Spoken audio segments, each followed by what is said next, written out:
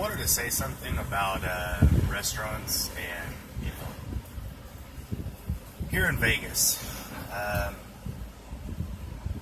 lot of people will get into bottle service or, waiting tables, and most people don't grasp the concept that you can make, like, there's females that make like 200 fucking grand a month, like a year, and they only work like 3 days. And one of the really crazy things is that in Vegas, they could have, like, and this was during about 2009, you could literally make 75, 80 grand parking cars. Where I come from, they will laugh you out of the room if you try to date someone. And, you meet you meet somebody's dad, and they say, well, what do you do for a living, Bill? Or, how are you going to take care of my daughter? And this is just the way I'm accustomed to. If I tell somebody I slang bottles in a nightclub or I park cars, they're going to laugh at me.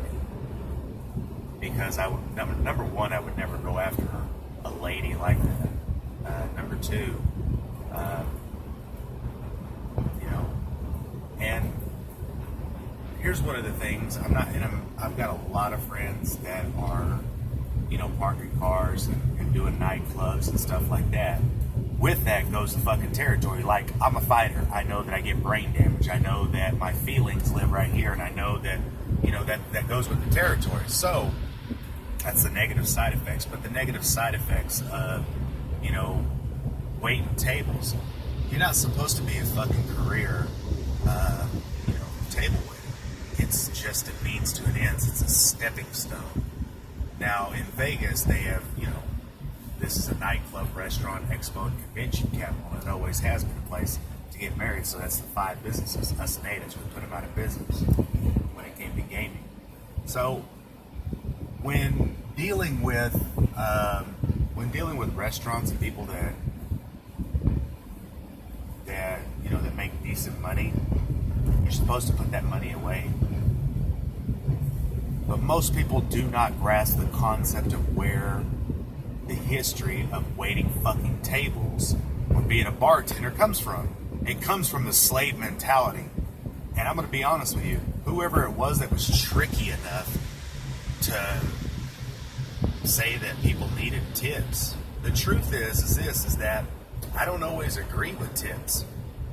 Now, I tip people because I'm from the blue-collar mentality, and somewhere deeply ingrained in me, I'm an over-tipper.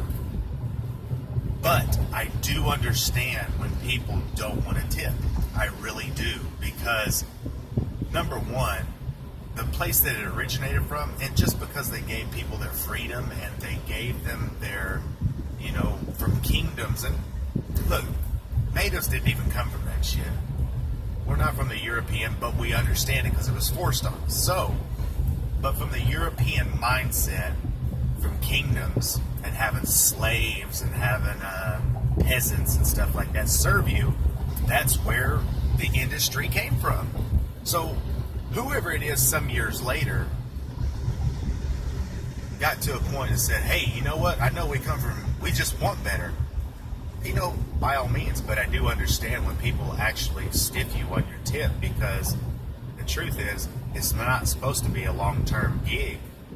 And don't get me wrong, again, I grew up amongst a bunch of people that, that were like career waitresses, and they're probably not going to like that, but like I said, there's a negative drawback to everything. And I'm trying to tell you that there's a drawback to being a fighter. When you go sparring, I get my head kicked in. I get, brain damage though. And I got scars on my face. I got, permanent, that ain't going away. My hands, I got arthritis. And, most people don't grasp that concept of what the cost is though. But to every benefit, there's a cost. You know what I mean? And people always wonder, like, it's a very, I've waited tables, so I know that you're having to put up with people's shit, and I don't put up with anybody's crap. So, there's a cost and benefit to everything, and it's just kind of simple economics, though. Cost and benefit, cost and benefit, cost and benefit. Most people don't really think about that cost. Anyway, that's all I got.